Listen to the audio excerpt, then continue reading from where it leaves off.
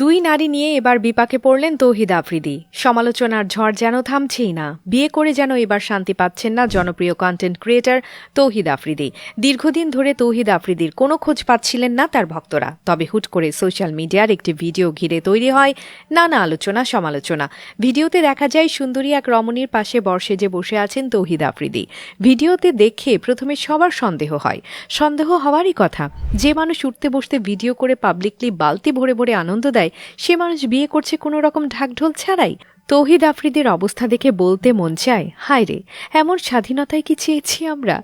যাই হোক, চলুন ফিরে যাই তৌহিদ আফ্রিদির বিয়েতে। ফিরে গিয়ে অবশ্য কোনো লাভ নেই। অতিরিক্ত টাকা খরচ হবার ভয়ে লুকিয়ে লুকিয়ে আসল কাজ সেরে ফেলেছেন এই ক্রিয়েটর। কিন্তু বিয়ে করেও বউয়ের আঁচলের তলায় মুখ লুকানোর জায়গা পাচ্ছেন না তৌহিদ আফ্রিদি।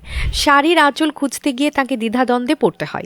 বিয়ের ভিডিও ভাইরাল হবার পর এমন দ্বিধায় পড়েছিল আমজনতা। তার বউয়ের সাথে অন্য আরেক ছেলের বিয়ে হতে দেখে তো তার ভক্তদের অজ্ঞান হয়ে যাবার মতো অবস্থা।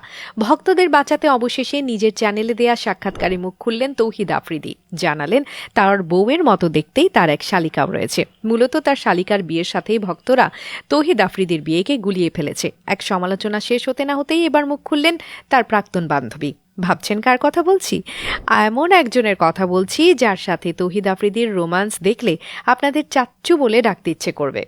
চাচ্চুরে শুনে কার কথা মনে পড়ছে আপনাদের? হ্যাঁ, ঠিকই ধরেছেন, বলছিলাম জনপ্রিয় অভিনেত্রী দিঘির কথা।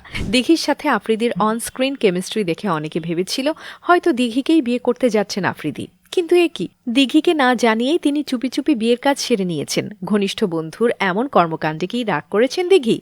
এই প্রশ্নের উত্তর জানা না গেলে সম্প্রতি RTVতে দেয়া একটি সাক্ষাৎকারে দিঘি বিস্ফোরক মন্তব্য করেছেন। তিনি বলেছেন তৌহিদ আফ্রিদির বিয়ে হয়ে যাওয়ায় তিনি বেঁচে গিয়েছেন।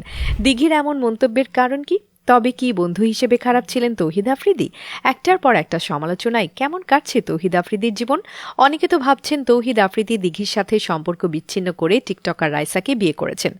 সত্যিটা আসলে কি? দিঘি জানিয়েছেন বিয়ের পরে সে জানতে পেরেছে যে তৌহিদ আফ্রিদি বিয়ে করে নিয়েছে। আফ্রিদি নিজেই সেটা দিঘিকে ফোন করে জানিয়েছেন। সে সময় সবকিছু না জানাতে পারলে বিয়ের পরের দিন দিঘিকে ফোন দিয়ে সবকিছু বুঝিয়ে বলেছেন। অনেকদিন পর আলোচনায় আসলেন তৌহিদ আফ্রিদি। তবে তিনি কিন্তু এইবার একা নন, সাথে আছে তার সহধর্মিনী। তাদের এই জুটি নিয়ে নানা প্রশ্ন উঠলেও অনেকে আবার তাদেরকে একসাথে পছন্দ করেছেন। কেউ কেউ আবার বলছে দিঘির সাথে বিয়ে হলেই ভালো হতো। এ ব্যাপারে আপনার কি ধারণা? দিঘি নাকি রাইসা? তৌহিদ আফ্রিদির পাশে কাকে সবচেয়ে ভালো মানায়?